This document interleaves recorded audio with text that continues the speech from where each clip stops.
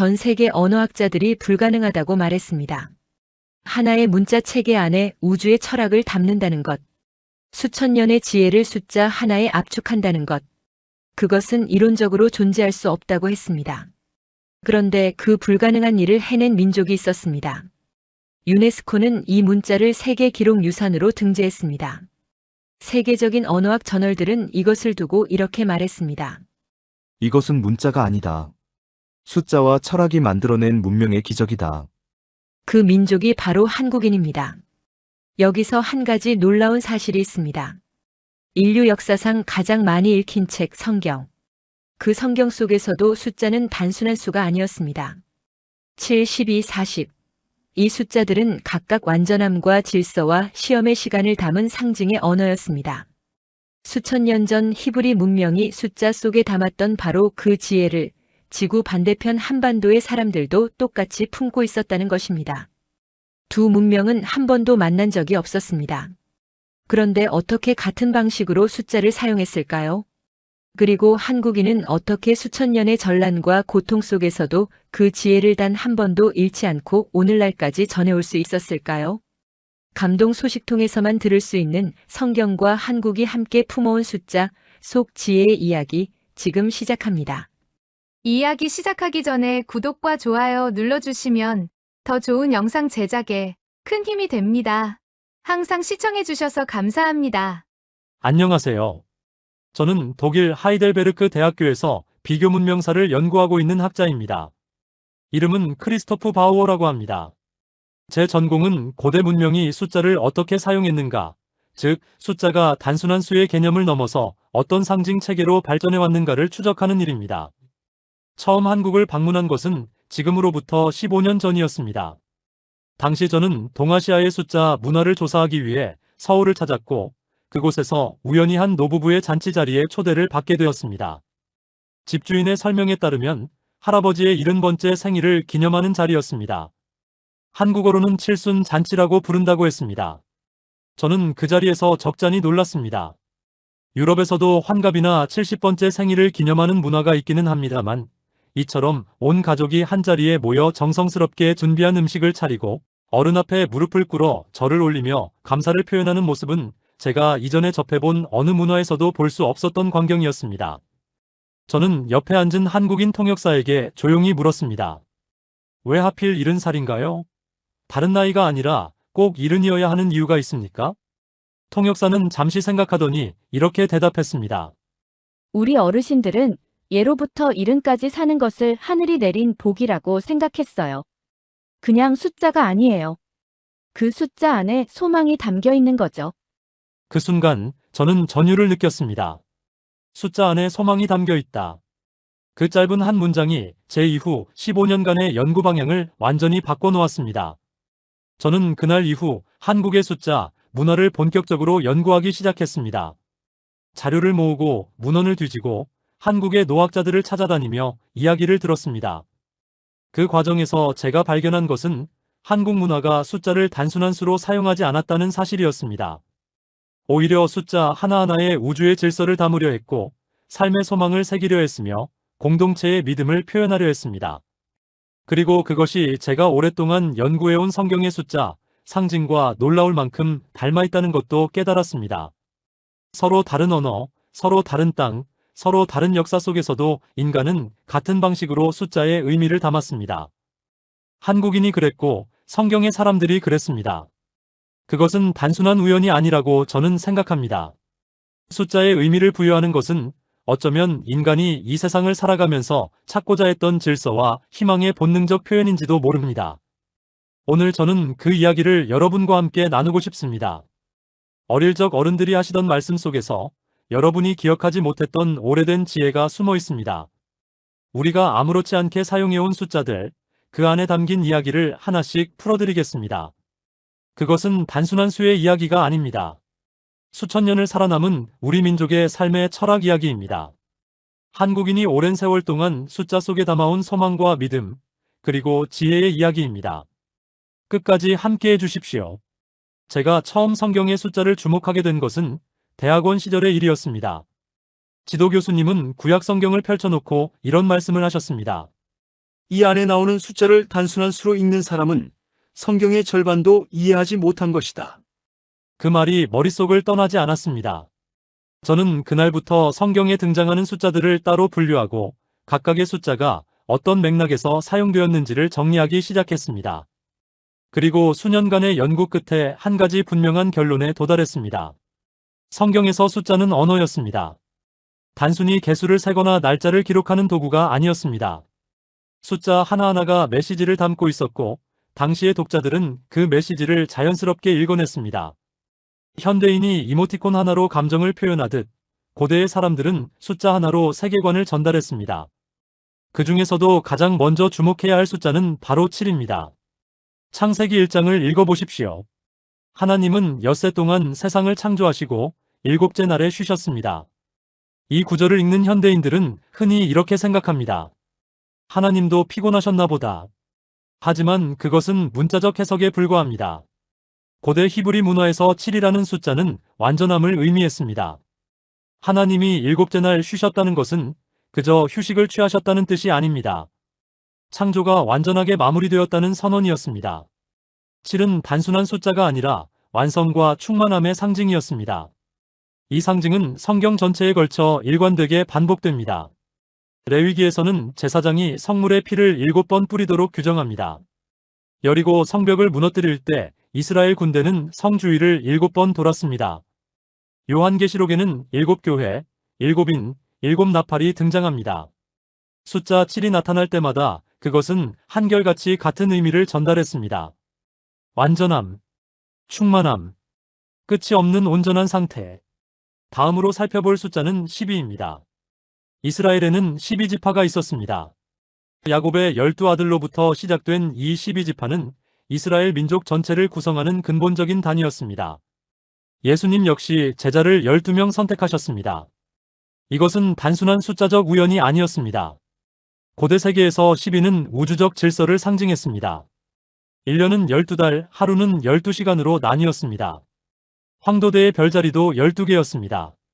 인간이 관측해온 자연의 주기가 10이라는 숫자와 맞닿아 있었기 때문에 12는 곧 질서와 완전한 공동체를 뜻하는 상징이 되었습니다. 이스라엘 12지파가 하나의 민족을 이루었던 것처럼 예수님의 12제자가 새로운 공동체를 이루었던 것처럼 12는 함께함의 온전함을 의미하는 숫자였습니다. 이처럼 성경의 숫자들은 각각 고유한 의미를 품고 있었습니다. 읽는 사람이 그 의미를 알고 있을 때 성경은 단순한 역사 기록이 아니라 살아있는 상징의 언어가 됩니다. 그렇다면 왜 고대인들은 이토록 숫자에 집착했을까요?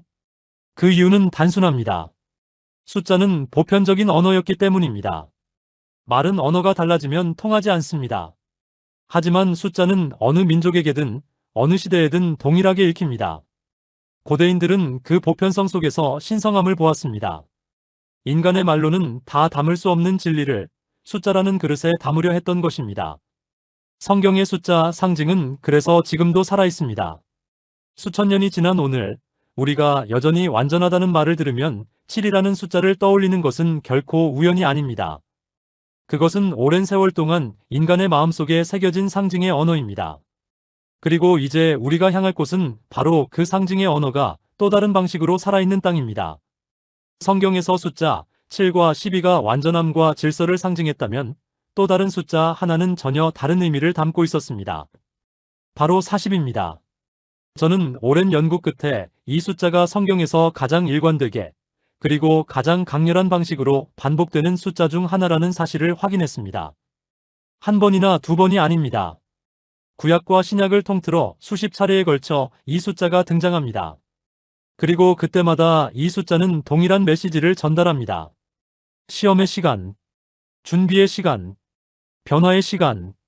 가장 먼저 떠오르는 장면은 노아의 홍수입니다. 창세기를 보면 하나님이 세상을 심판하실 때 비가 40일 동안 내렸다고 기록되어 있습니다. 40일. 단순히 비가 오래 내렸다는 사실을 기록한 것이 아닙니다. 그 40일은 낡은 세상이 완전히 사라지고 새로운 세상이 열리기 위한 전환의 시간이었습니다. 파괴가 아니라 새로운 시작을 위한 준비의 시간이었습니다. 다음은 모세입니다. 출애굽기에서 모세는 이스라엘 백성을 이끌고 시내산에 오른 뒤 40일 동안 하나님 앞에 머물며 기도했습니다. 음식도 먹지 않고 물도 마시지 않은 채 40일을 버텼습니다.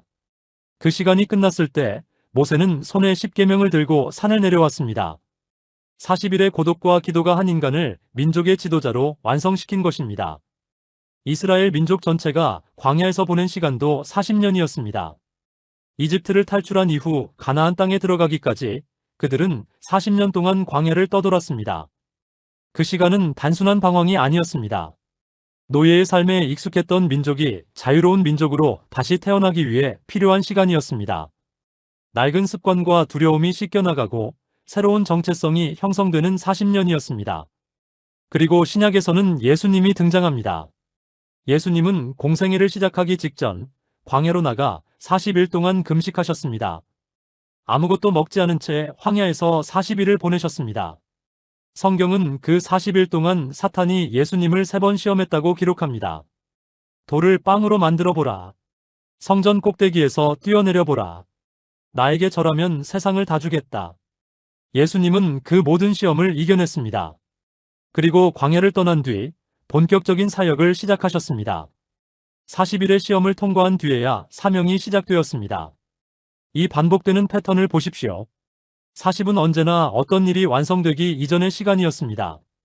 인내의 시간, 단련의 시간, 그리고 다음 단계로 넘어가기 위한 준비의 시간. 성경은 이 숫자를 통해 한 가지 진실을 반복해서 말하고 있었습니다. 위대한 일은 결코 단번에 이루어지지 않는다는 것입니다. 반드시 긴 준비의 시간이 필요하다는 것입니다. 저는 이 사실을 연구하면서 문득 이런 생각이 들었습니다. 과연 다른 문명에서도 이와 같은 의식이 있었을까? 숫자를 통해 준비와 시험의 시간을 표현한 문화가 성경 외에 또 존재했을까? 그리고 그 답을 찾는 과정에서 저는 한국의 숫자 문화와 마주쳤습니다. 한국에는 아이가 태어난 뒤 어머니가 외부 출입을 삼가고 몸을 추스르는 기간이 있었습니다. 바로 37일, 즉 20하루의 시간입니다. 하지만 그보다 더 중요한 숫자가 있었습니다. 바로 100일과 37일로 이어지는 회복의 기간, 그리고 그 너머에 있는 의미의 숫자들이었습니다. 한국인들 역시 특정한 숫자의 시간을 통해 삶의 중요한 전환점을 표시했습니다. 성경의 42 시험과 준비의 시간을 의미했다면 한국의 숫자 역시 삶의 전환점마다 의미 있는 수를 두었습니다. 두 문명은 서로 만난 적 없었지만 같은 방식으로 시간에 이름을 붙이고 있었습니다. 숫자는 결국 인간이 세상을 이해하는 방식이었습니다. 그리고 그 방식은 놀라울 만큼 서로 닮아 있었습니다. 제가 한국의 숫자, 문화를 본격적으로 연구하기 시작하면서 가장 먼저 찾아간 곳은 서울의 한 노학자 댁이었습니다. 50년 넘게 한국의 민속 문화를 연구해온 분이었습니다. 선생님은 저를 방 안으로 안내하시더니 빼곡하게 쌓인 책 더미 사이에서 낡은 노트 한 권을 꺼내셨습니다. 그 노트에는 한국인의 일상생활 속에서 수집한 숫자 표현들이 가득 기록되어 있었습니다. 우리 민족은 예로부터 숫자의 뜻을 담았어요. 말로는 다 표현할 수 없는 것들을 숫자에 실어서 전했습니다. 저는 그 노트를 한 장 한 장 넘기며 조용히 메모를 했습니다. 그리고 한 가지 사실을 깨달았습니다. 한국의 숫자, 문화는 단지 몇 개의 표현에 그치는 것이 아니었습니다. 삶의 시작부터 끝까지, 태어나는 순간부터 세상을 떠나는 날까지 한국인의 삶 전체가 숫자로 채워져 있었습니다. 먼저 3세번입니다. 한국인이라면 누구나 어릴 때 이 말을 들었을 것입니다. 어른들은 늘 이렇게 말씀하셨습니다. 무슨 일이든 3세번은 해야 한다고. 처음 한 번은 배우는 것이고 두 번째는 익히는 것이며 세 번째가 되어서야 비로소 제대로 된다는 뜻이었습니다. 그것이 단순한 격언처럼 느껴질 수 있지만 그 안에는 3이라는 숫자가 지닌 깊은 상징이 담겨 있었습니다. 한 번으로는 완성되지 않는다는 것, 반복과 인내를 통해서만 온전함에 이를 수 있다는 삶의 철학이었습니다. 다음은 오복입니다. 한국의 전통 사상에서는 인간이 누릴 수 있는 가장 큰 행복을 5가지로 정리했습니다. 장수, 부귀, 강령, 유호떡, 고종명. 오래 살고 풍족하며 건강하고 덕을 쌓으며 편안하게 삶을 마무리하는 것. 이 5가지 복을 오복이라 불렀습니다. 왜 하필 5이었을까요? 5라는 숫자 역시 한국 문화에서 균형과 조화를 상징했습니다. 동서남북과 중앙, 5방향이 모여 완전한 공간을 이루듯 5가지 복이 모여 완전한 삶을 이룬다고 생각했습니다. 그리고 칠순 잔치가 있습니다. 이것은 제가 처음 한국을 방문했을 때 마주쳤던 바로 그 문화였습니다. 한국에서 70세 생일은 단순한 생일이 아닙니다. 온 가족이 모이고 이웃이 찾아오며 음식을 나누는 삶 전체를 축하하는 자리입니다. 옛날 평균 수명이 지금보다 훨씬 짧았던 시절, 70세까지 살아남는 것은 그 자체로 기적이었습니다. 칠수는 하늘이 내린 복의 증거였습니다. 그래서 그 숫자 앞에 온 마을이 함께 절을 올렸습니다. 이 3가지만 보아도 알 수 있습니다. 한국인에게 숫자는 단순한 수가 아니었습니다. 3세번은 인내와 완성의 철학이었고, 오복은 균형과 충만한 삶의 청사진이었으며, 칠수는 생명에 대한 감사와 경외였습니다. 각각의 숫자 안에 삶의 지혜가 담겨 있었고, 그 지혜는 세대에서 세대로 말이 아니라 숫자로 전해졌습니다. 저는 연구를 거듭할수록 한 가지 사실에 점점 더 강하게 확신하게 되었습니다. 한국의 숫자 문화는 단순한 미신이나 관습이 아닙니다. 그것은 수천 년의 역사 속에서 정제된 생활 철학이었습니다. 어른들이 아이들에게 숫자를 이야기할 때 그것은 단순한 설명이 아니었습니다. 삶을 어떻게 살아야 하는가에 대한 가르침이었고, 세상을 어떻게 바라보아야 하는가에 대한 안내였습니다. 오늘날 한국의 젊은 세대들은 이 숫자들을 단순한 전통 표현으로 기억합니다. 하지만 그것이 어디서 왔는지, 왜 그 숫자여야 했는지를 아는 사람은 많지 않습니다. 그리고 그 의미를 알고 있는 세대는 바로 지금 이 이야기를 듣고 계신 여러분입니다. 여러분이 어릴 때 어른들에게 들었던 숫자, 이야기들, 그 안에는 우리 민족의 오래된 지혜가 살아 숨쉬고 있습니다. 한국의 숫자, 문화를 연구하면서 제가 가장 깊이 매료된 숫자가 있다면 단연 3입니다. 3이라는 숫자는 한국 문화 전반에 걸쳐 가장 폭넓게 그리고 가장 근본적인 방식으로 사용된 숫자였습니다. 단순히 횟수를 세는 숫자가 아니었습니다. 세상을 이해하는 방식 그 자체였습니다. 제가 노학자 선생님으로부터 처음 3에 대한 설명을 들었을 때 저는 잠시 멈춰서 생각에 잠겼습니다. 하늘이 있고 땅이 있습니다. 그 사이에 사람이 있어요. 하늘과 땅과 사람, 이 셋이 모여야 비로소 세상이 완성됩니다. 한국인은 수천 년 전부터 이것을 알고 있었습니다. 천지인, 하늘과 땅과 사람. 이 3가지는 단순히 하늘이 위에 있고 땅이 아래에 있고 그 사이에 사람이 산다는 물리적 설명이 아닙니다. 이것은 우주의 구성 원리에 대한 철학적 선언이었습니다. 하늘 혼자로는 세상이 완성되지 않습니다. 땅 혼자로도 사람 혼자로도 마찬가지입니다. 이 3가지가 함께할 때 비로소 조화가 이루어지고 세상이 온전해진다는 사상이었습니다. 한국의 한글 창제 원리에도 이 3제 사상이 녹아 있습니다. 훈민정음의 모음은 하늘을 본뜬 점, 땅을 본뜬 가로선, 사람을 본뜬 세로선, 이 3가지로 이루어져 있습니다.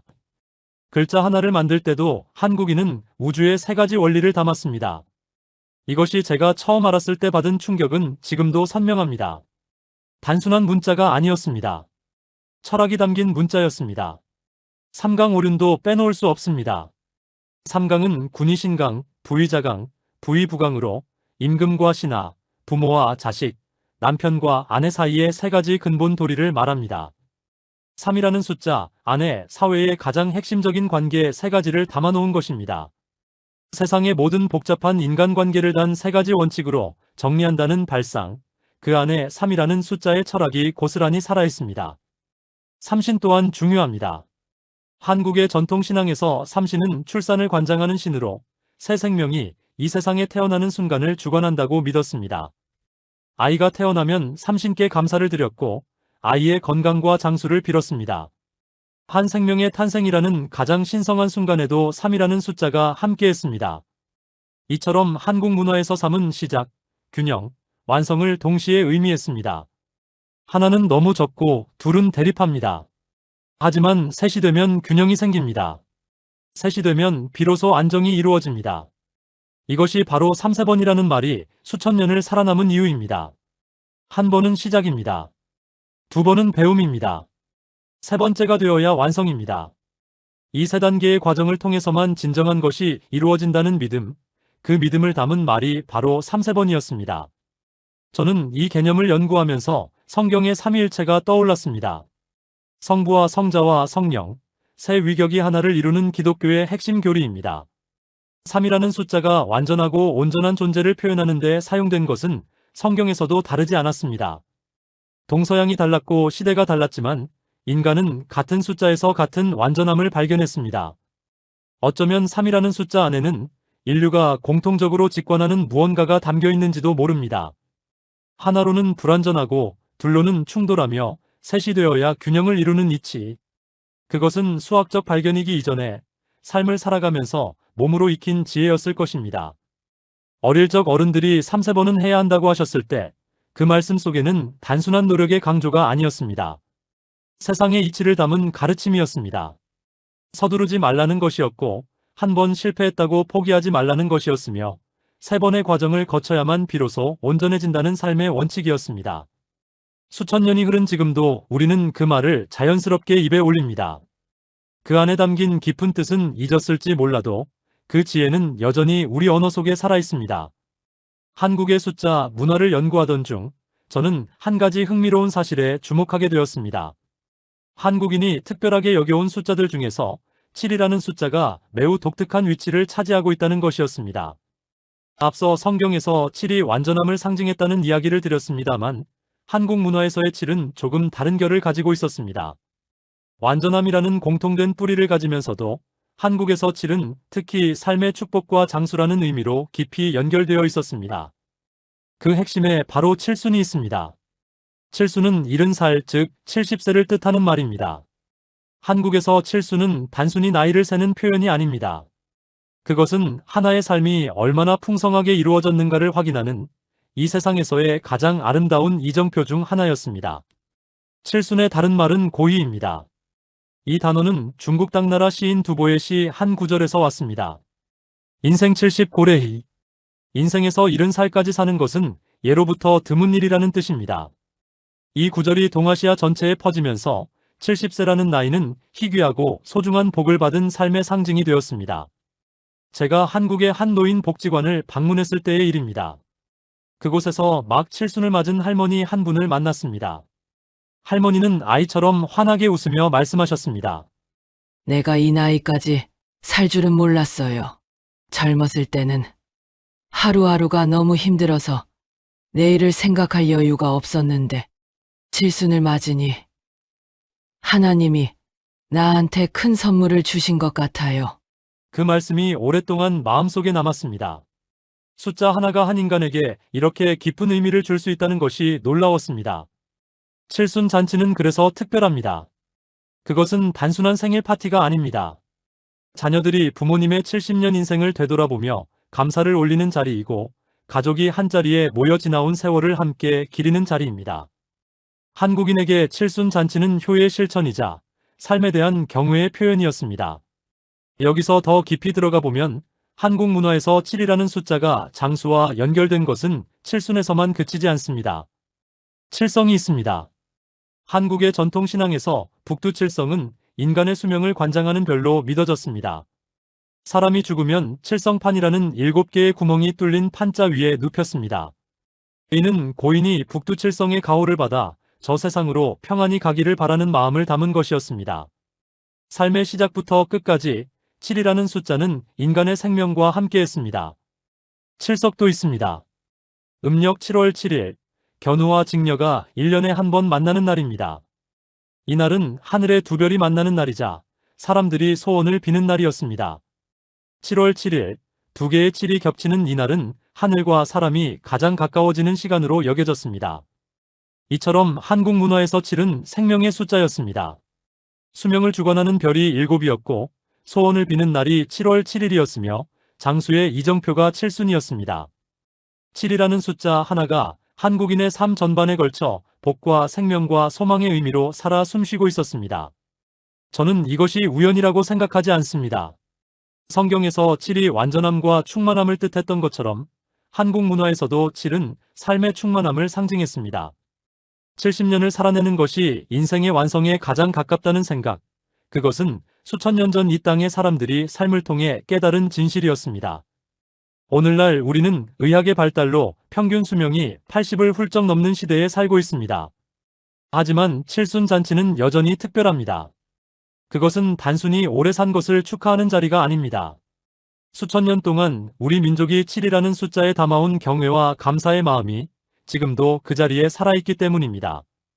칠순잔치 앞에 무릎을 꿇는 자녀들의 모습 속에 한국인이 숫자에 담아온 가장 아름다운 감정이 녹아 있습니다. 저는 15년간의 연구를 마무리하는 시점에 하이델베르크 대학교 강의실에서 학생들에게 이런 질문을 던진 적이 있습니다. 성경의 숫자, 상징과 한국의 숫자, 문화, 이 두 가지 사이에 공통점이 있다고 생각하는 사람이 있습니까? 강의실은 잠시 조용해졌습니다. 대부분의 학생들은 고개를 갸웃했습니다. 한국과 히브리 문명은 지리적으로도 역사적으로도 거의 교류가 없었습니다. 두 문명이 연결된다는 발상 자체가 낯선 것이었습니다. 그러나 저는 자신있게 말할 수 있었습니다. 두 문명은 놀라울 만큼 같은 방식으로 숫자를 사용했다고. 첫 번째 공통점은 숫자를 의미의 그릇으로 사용했다는 점입니다.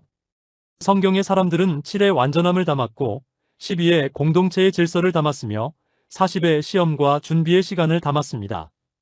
한국인은 3의 우주의 조화를 담았고 5의 균형 잡힌 복을 담았으며 7의 생명과 장수의 경외를 담았습니다.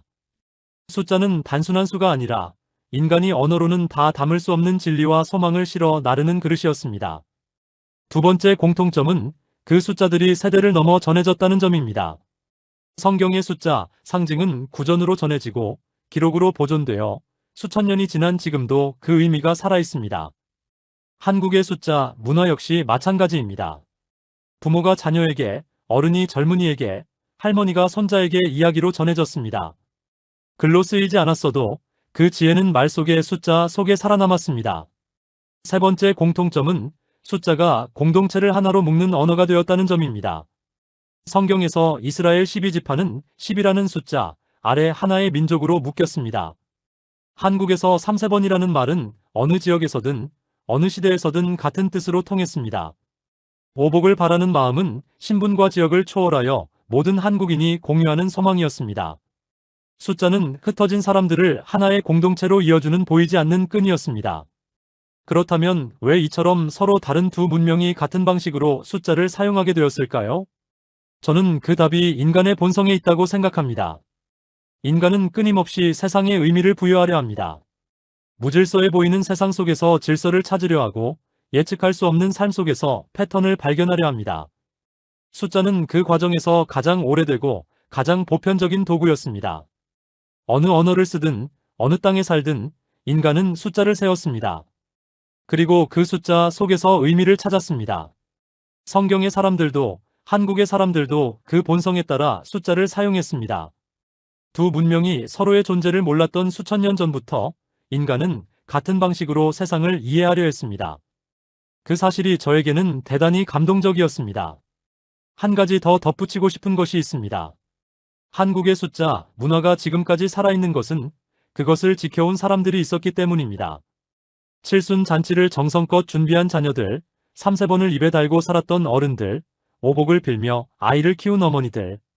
그 한 사람 한 사람이 숫자에 담긴 지혜를 다음 세대로 전달하는 다리가 되었습니다. 지금 이 이야기를 듣고 계신 여러분도 그 다리 위에 서 있습니다.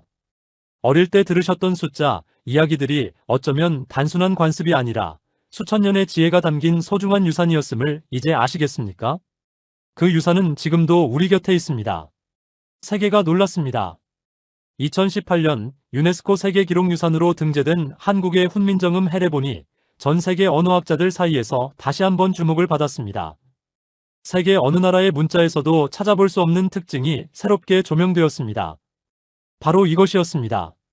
한글의 창제 원리 속에 하늘과 땅과 사람, 즉 3이라는 우주의 원리가 철학적 체계로 담겨 있다는 것입니다. 영국의 한 언어학 저널은 이것을 이렇게 표현했습니다. 훈민정음은 단순한 문자 체계가 아니다.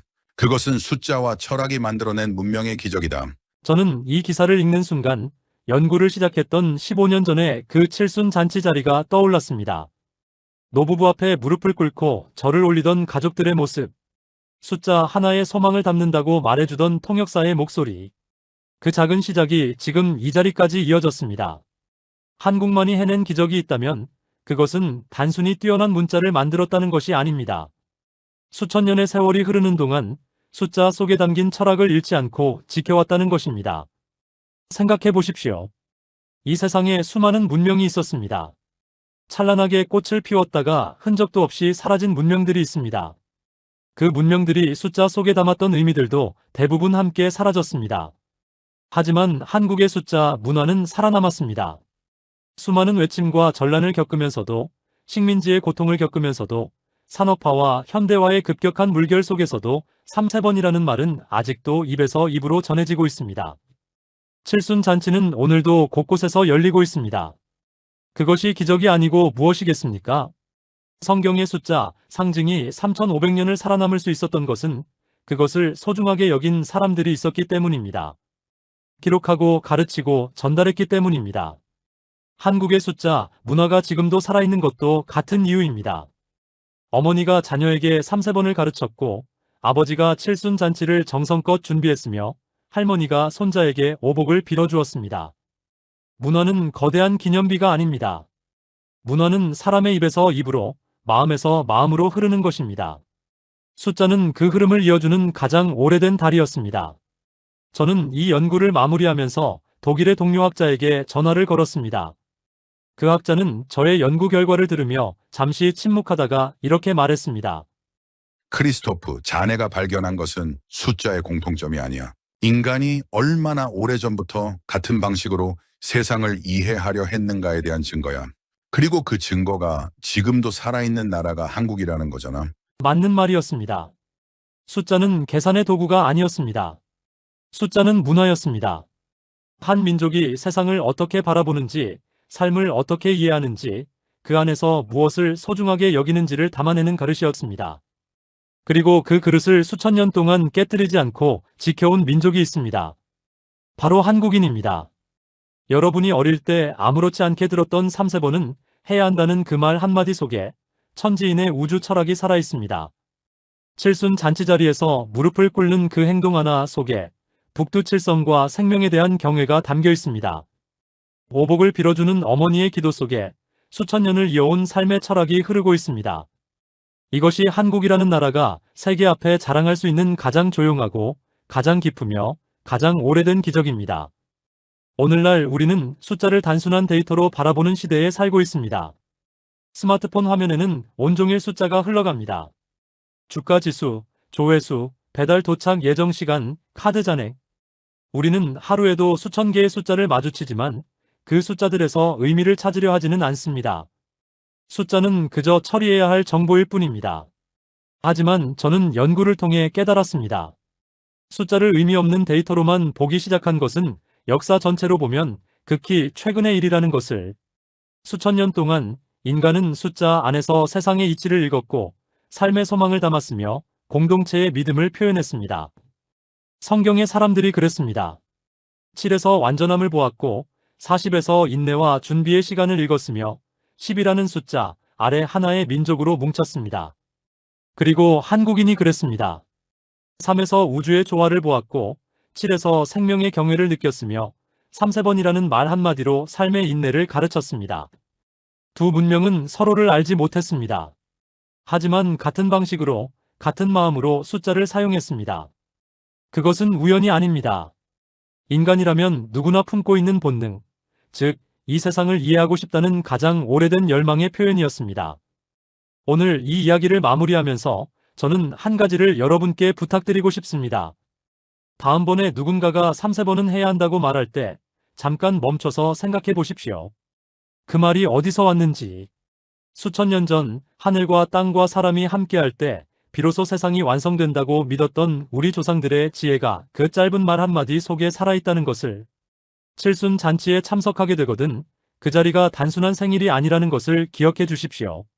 수천 년 동안 우리 민족이 7이라는 숫자에 담아온 생명에 대한 경외와 감사가 그 자리 가득 넘치고 있다는 것을.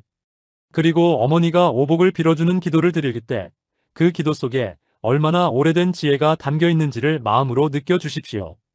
우리가 아무렇지 않게 사용하는 말들, 당연하게 지켜온 풍습들, 그 안에 우리 민족이 수천 년 동안 쌓아온 삶의 철학이 녹아 있습니다. 그것을 알아보는 눈을 가진 사람만이 그 지혜를 다음 세대에 전달할 수 있습니다. 저는 독일에서 태어나 유럽에서 자랐습니다.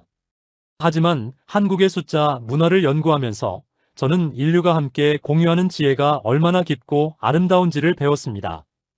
그리고 그 지혜의 한 줄기가 지금도 살아있는 나라, 한국을 진심으로 존경하게 되었습니다. 옛사람들은 숫자 하나에도 삶의 의미를 담았습니다. 그것이 우리에게 남긴 가장 큰 선물입니다. 오늘도 누군가의 칠순 잔치상이 차려지는 곳에서, 오늘도 어머니가 아이에게 3세번을 가르치는 곳에서 그 오래된 지혜는 조용히 살아 숨쉬고 있습니다. 여러분은 어릴 때 어른들에게 들었던 숫자 이야기가 있으신가요? 어머니가 빌어주시던 오복 이야기, 아버지가 강조하시던 3세번, 온 가족이 모였던 칠순 잔치의 기억. 댓글로 들려주시면 그 이야기 속에 담긴 의미를 함께 나눠보겠습니다. 오늘도 감동 소식통과 함께 해주셔서 진심으로 감사합니다.